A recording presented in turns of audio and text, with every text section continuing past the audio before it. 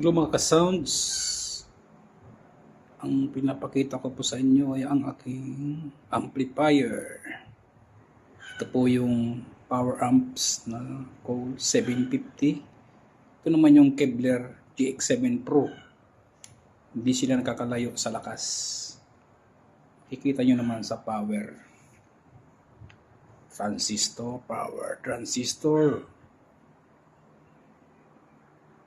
Yan, sa capacitor, ito malaki. Mas malaki di hamak doon sa dalawa ng apat. Kaya ng apat yun kasi channel 1, channel 2. Ito hindi naman channel 1, channel 2. Ayan po.